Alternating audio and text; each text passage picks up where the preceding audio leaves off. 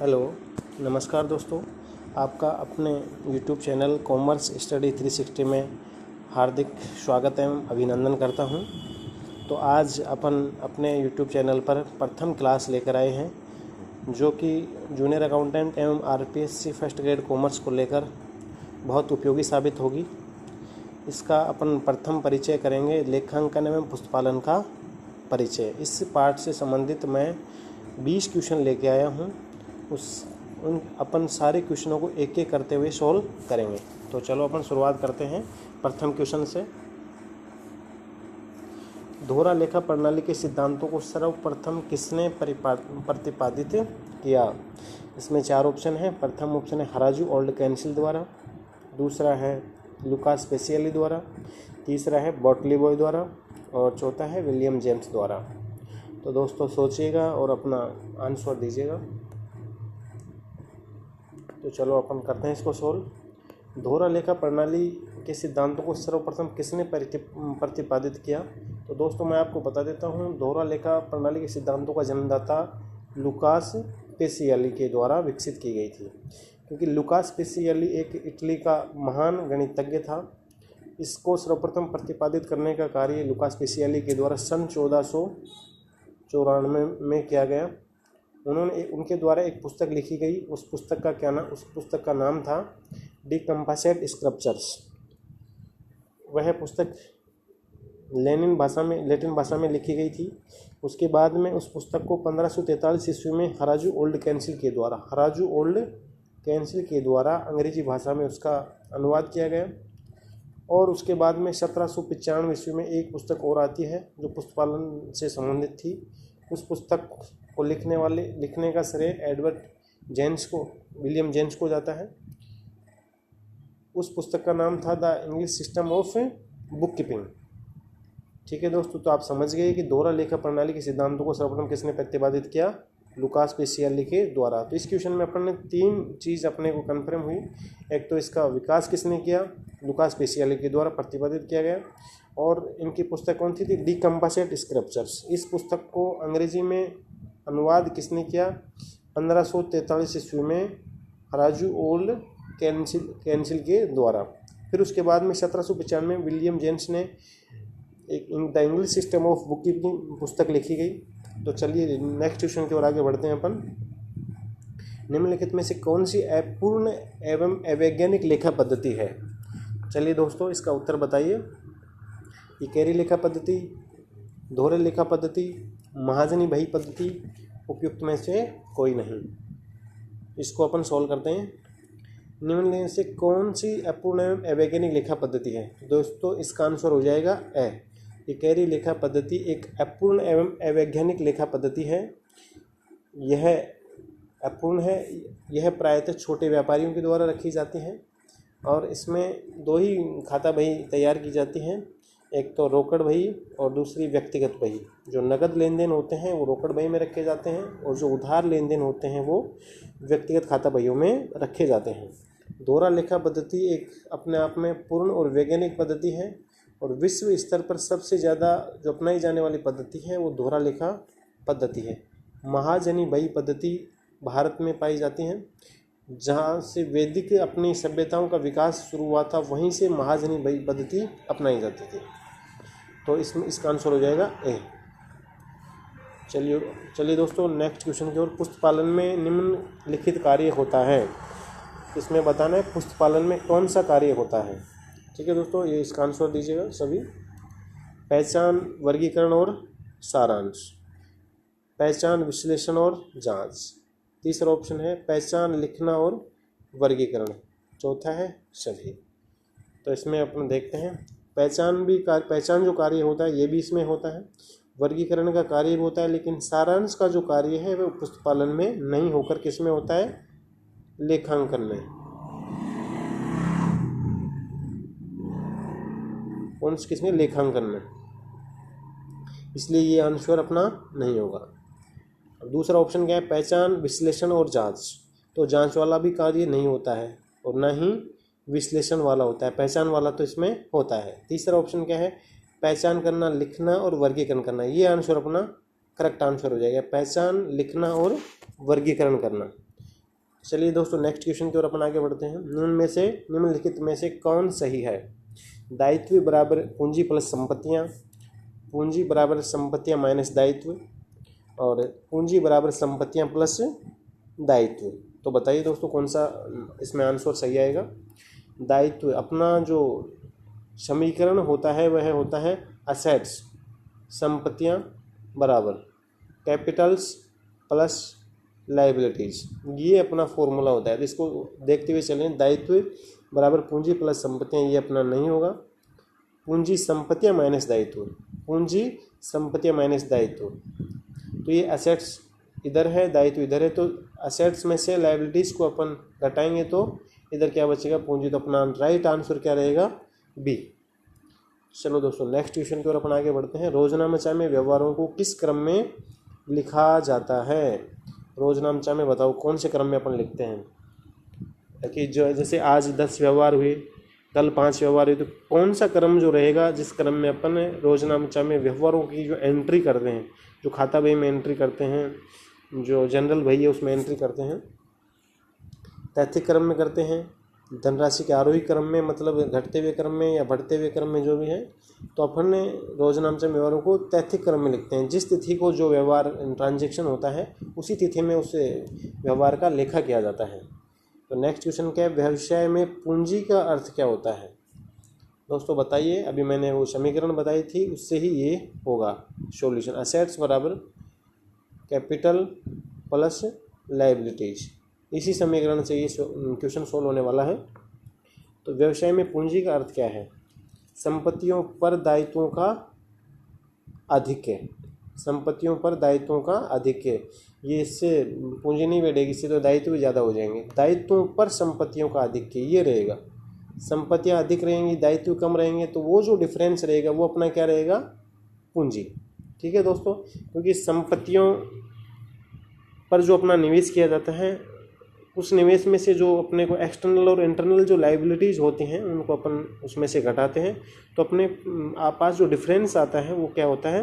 पूंजी। चलो दोस्तों नेक्स्ट क्वेश्चन की ओर अपन चलते हैं। पुस्तपालन जहाँ समाप्त होता है वहाँ प्रारंभ होता है। तो बताइए दोस्तों, पुस्तपालन जहाँ समाप्त होता है वहाँ क्या प्रारंभ होता है? प्रबंध लेखांकन, वित्तीय लेखांकन, लागत लेखांकन और अंकेक्षण। तो इसमें से जहाँ पुस्तपालन प्रारंभ होता है वहाँ से क्या शुरू होता है? वित्तीय लेखांकन। और वित्तीय लेखांकन जहाँ पे समाप्त होता है वहाँ क्या प्रारंभ होता है? अंकेक्षण। अगला क्वेश्चन देखते हैं अपन। लेखांकन चक्र की क्रमानुसार 3 अवस्थाएं होती हैं कि लेखांकन जो चक्र में जो व्यवस्थाएं 3 होती हैं उनमें से उनका जो क्रम कौन सा होता है? पहले कौन सी व्यवस्था अपनाई जाती है, उसके बाद में कौन सी व्यवस्था होती है और अंत में कौन सी व्यवस्थाएं होती है, तो उसको देखते हैं अपन। वर्गीकरण, प्रारंभिक लेखा और सारांश। तो प्रारंभिक लेखा के बिना अपन वर्गीकरण पहले कर ही नहीं सकते। अगले में देखो, प्रारंभिक लेखा बिल्कुल सही बात है, वर्गीकरण प्रारंभिक लेखा करने के बाद में वर्गीकरण होगा, उसके बाद में अंतिम रूप में सारांश निकाला जाएगा। तो अपना जो राइट आंसर होगा वो क्या होगा? ब। चलो अपन नेक्स्ट क्वेश्चन की ओर देखते हैं हम। वित्तीय लेन देनों को मौद्रिक रूप में संक्षिप्तीकरण तथा वर्गीकरण की विधि है। ये देखिए दोस्तों, बहुत ही इंटरेस्टिंग क्वेश्चन है, कंफ्यूजिंग वाला क्वेश्चन है। इसमें दोनों आंसर आपको लगभग सही दिख रहे होंगे। वित्तीय लेन देनों को मौद्रिक रूप में संक्षिप्तीकरण और वर्गीकरण की विधि कौन सी है? इसमें आपको आंसर सही लग रहा होगा लेखांकन, लेकिन इसका जो राइट आंसर होगा वो क्या होगा? पुस्तपालन, क्योंकि पुस्तपालन लेखांकन का ही भाग है। पुस्तपालन के अंतर्गत सबसे पहले व्यवहारों की पहचान की जाती है, फिर उसके बाद में वर्गीकरण किया जाता है, फिर उसके बाद में उनका संक्षिप्तीकरण किया जाता है। ठीक है दोस्तों, नेक्स्ट क्वेश्चन की ओर अगर चलते हैं अपन। पुस्तपालन में व्यवहार से क्या तात्पर्य है? वस्तुओं, धन तथा सेवाओं का बिना मूल्य आदान प्रदान। वस्तुओं, धन तथा सेवाओं का बिना मूल्य आदान प्रदान, क्योंकि ये तो बिल्कुल ही हो ही नहीं सकता, ये तो हो ही नहीं सकता, क्योंकि इसमें सब आर्थिक घटनाओं का ही उल्लेख किया जाता है, चाहे वो घटना पूर्ण रूप से आर्थिक हो या आंशिक रूप से आर्थिक हो, मौद्रिक हो, उन्हीं व्यवहारों का लेखा जोखा किया जाता है। ये तो होगा नहीं।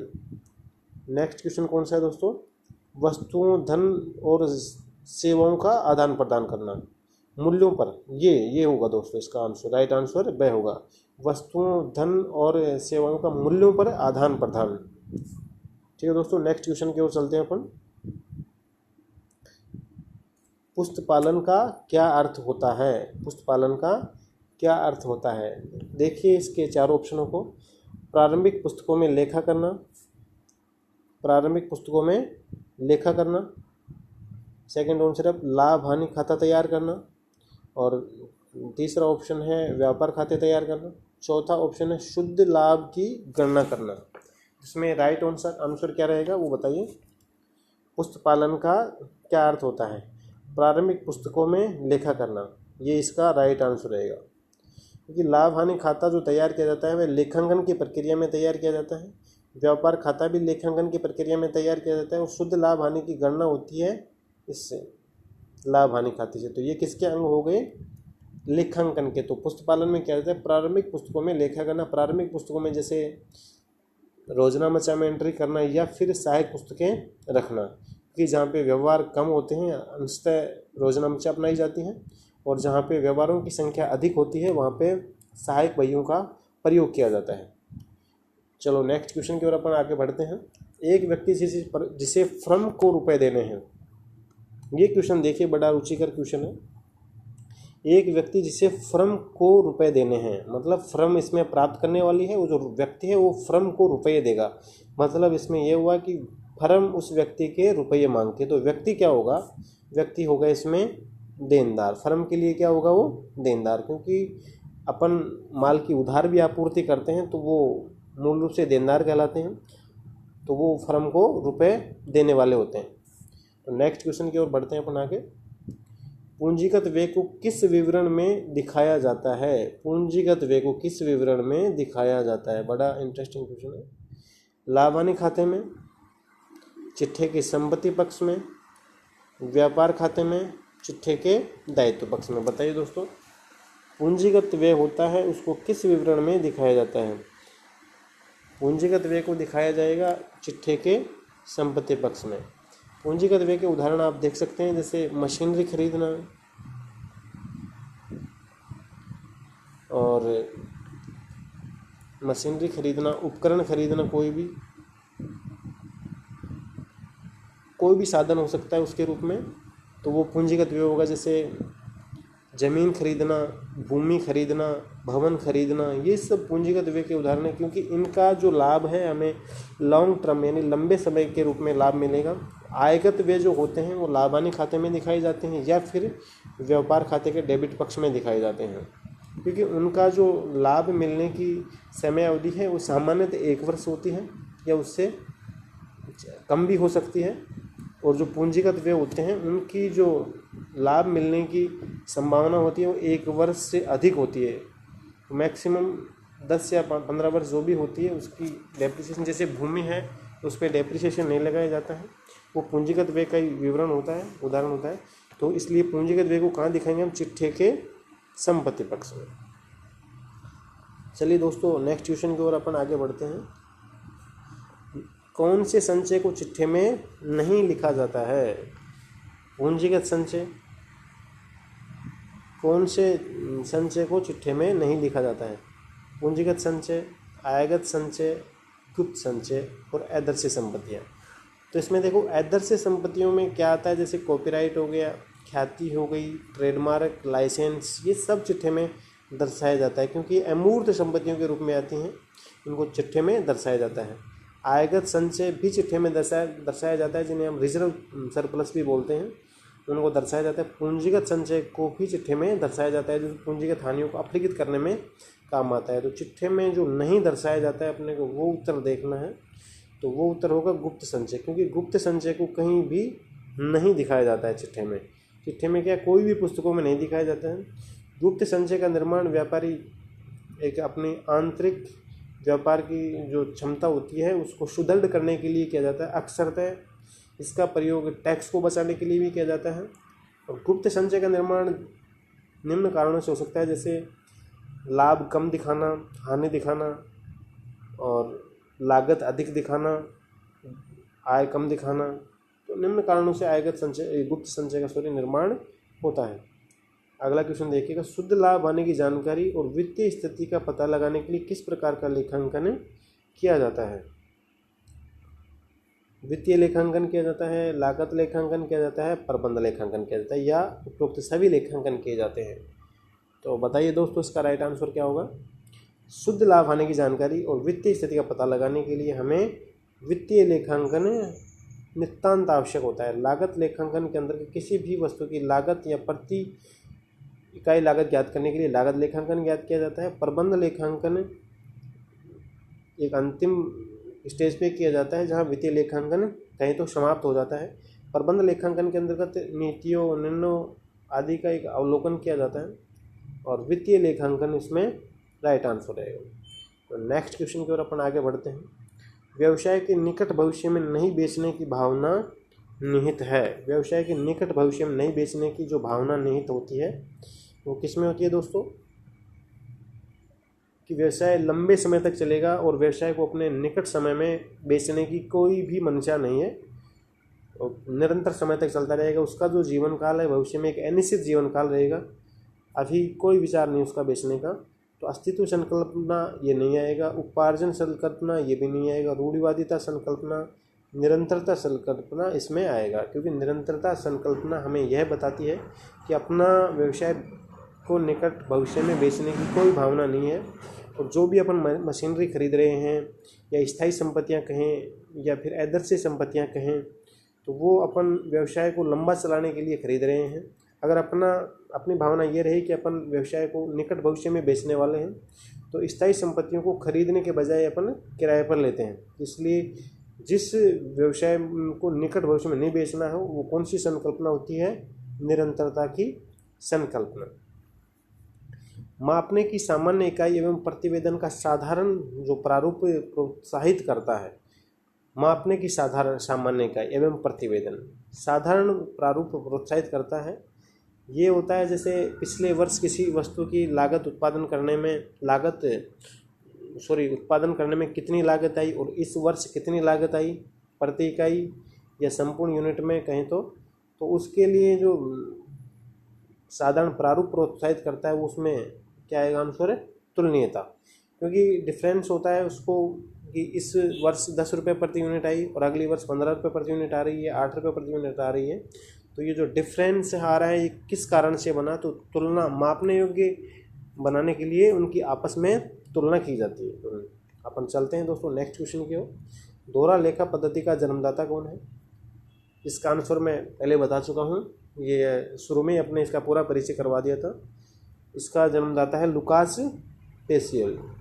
इसका राइट आंसर क्या रहेगा? से लुकास पेसियोली। दोस्तों ये कहाँ के थे? इटली के वेनिस नगर के महान गणितज्ञ थे। इन्होंने जो पुस्तक लिखी 1494 में डी कंपासेट स्क्रैप्चर्स, वो कौन सी भाषा में थी? लैटिन भाषा में। चलो दोस्तों नेक्स्ट क्वेश्चन की ओर अपन आगे बढ़ते हैं। निम्न में से व्यापार की चालू संपत्ति है। चालू संपत्ति अपने को बतानी है। चालू संपत्ति बताइए दोस्तों। भवन चालू संपत्ति हो सकती है क्या? नहीं हो सकती, क्योंकि जिस भवन को अपन व्यवसाय के रूप में काम ले रहे हैं तो उसको चालू संपत्ति थोड़ी कहेंगे कि भाई आज ले रहे हैं और कल खरीद रहे हैं, वो तो नहीं है। प्लांट भी इसकी चालू संपत्ति नहीं हो सकती। हाँ दोस्तों, ख्याति भी नहीं हो सकती क्योंकि ये एक आदर्श संपत्ति होती है, इसका जीवन काल लंबा होता है। स्टॉक देखिए चालू संपत्ति होती है क्योंकि स्टॉक चलता रहता है, माल प्रोडक्ट होता रहता है, उत्पादन होता रहता है और विक्रय विभाग को भेजा जाता है। तो दोस्तों नेक्स्ट क्वेश्चन की ओर अपन चलते हैं। लेखांकन का आधार है।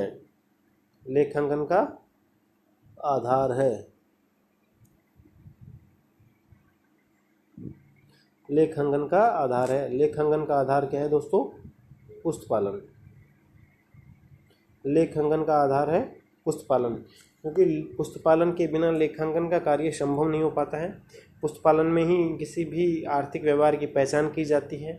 उसकी पहचान करने के बाद में उसको मापांकन किया जाता है, फिर उसको वर्गीकरण किया जाता है। ये कार्य किस में होता है? पुस्तपालन में होता है। उसके बाद में लेखांकन का कार्य किया जाता है, जिसमें खाता बहियों का जो लेखा सारांश बनाया जाता है। सारांश के अंतर्गत जैसे तलपट आता है, अंतिम खाते आते हैं। अंतिम खातों में जैसे लाभानी खाता हो गया और आर्थिक चिट्ठा हो गया, और अंत में निष्कर्ष निकाला जाता है इन खातों से। उसके बाद में निष्कर्ष निकालने के बाद में जो डिफरेंस वेरिएंस आता है उसका कारण का पता लगाया जाता है। उसके बाद में सूचनाओं का संवहन किया जाता है। तो दोस्तों बहुत बहुत धन्यवाद आपका। अपन ने 20 क्वेश्चन किए, आपको कैसा लगा या आप कमेंट करके बताएं। अपने वीडियो को लाइक करें, सब्सक्राइब करें और दोस्तों के साथ शेयर करें। और अपना कोई सुझाव हो तो कमेंट बॉक्स में हमें बताएं कि अपने को आने वाले समय में जूनियर अकाउंटेंट और आरपीएससी फर्स्ट ग्रेड व्याख्याता की तैयारी में जो बहुत ही उपयोगी क्वेश्चन साबित होंगे, मैं नए नए क्वेश्चन आपके लिए लेकर आऊँगा। आप तैयारी कीजिएगा, फिर अपना अभ्यास कीजिएगा। धन्यवाद।